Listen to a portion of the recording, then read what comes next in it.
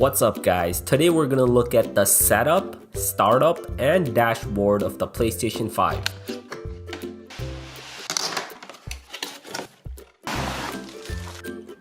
This is basically what's in the box. The PlayStation 5 console, the console stand, DualSense controller, a USB-C cable to charge the controller, a high-speed HDMI 2.0 cable, and a power cable. Oh, and there's also these manuals, but if you're watching this video, you won't need them. First thing you're gonna wanna do is set up the stand. You can have it set up horizontally or vertically. For the vertical setup, have the console sitting in this position, the back facing up and the bottom facing towards you. On the bottom here, remove this small plastic cap in the center, and you'll get access to the thread where you'll bolt in the stand. You can rotate the stand like this. There's actually a small space for storing that little plastic cap so you don't lose it. And this is the screw you're gonna use to attach the stand to the bottom of the console.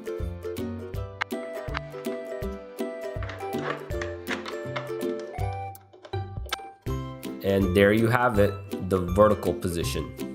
For the horizontal position, the stand needs to be rotated back to its original position.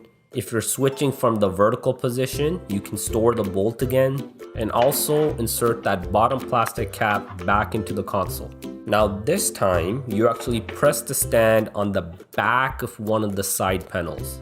The area is easy to spot. You just gotta remember it's where all the Play logos are. And there you have it, the horizontal position. I myself prefer vertical, and I'm sure most of you will as well. Next, let's plug in the cables. One, the high-speed HDMI cable. The other end, of course, connects to your TV. And two, there's the power cable. There's really only two buttons on the console. There is the eject button and the power button. I have it all connected to the power and my TV, so let's start this up.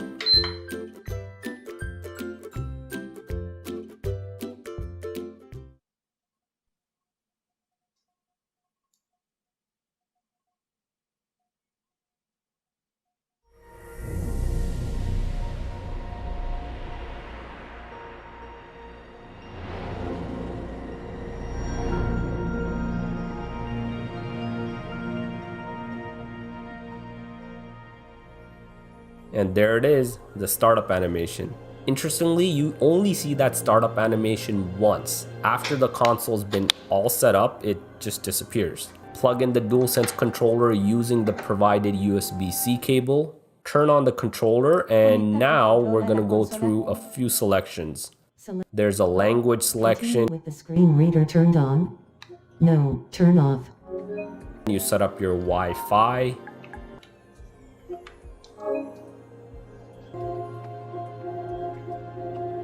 And right here, you can insert a game you want to play right away. It'll start the installation during setup. I'm going to load up FIFA 21. Now be careful here, you insert the disc the right way. This is really confusing, especially in the vertical position. The printed side of the disc needs to face in towards the buttons. Power options for rest mode. This is a bit interesting. If you want to take full advantage of the fast startup times, choose the default optimized experience. There's also the low power use option, but your startups are gonna be slow. Or you can make your own custom settings. Software agreement. And the console does require an update, about 870 megabytes. Now it asks you if you want, you can download the app on your smartphone to continue setup while it's downloading. I went ahead and got it here, but I'm gonna actually continue set up the old-fashioned way using the controller. Now the console of course goes through multiple restarts during this update. Alright, console update complete, but now there's also an update for the controller. Once that's done, it's time to sign in to your PlayStation account. If you don't have one, you can create one right on the console. Once you're logged in, you'll go through a bunch of preference and security options for your PlayStation account.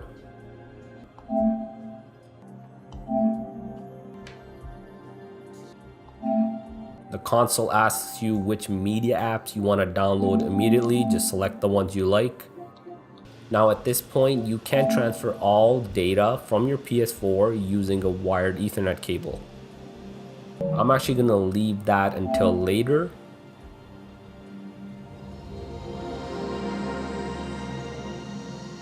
And there we go. That's it. Setup complete. And here's the dashboard. It's been changed a bit from the PS4 dashboard.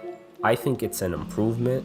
You still scroll through all your apps and games horizontally, but notice how all the icons are much smaller and on the top. This gives you this nice and large space in the center where all the information about the game can be shown. So guys and gals, that's it for the setup. You can start enjoying your games. The first thing I recommend though is trying Astro's Playroom. This will really help you get familiar with all the features of the DualSense controller, because I personally think that's one of the most next gen things about the PS5.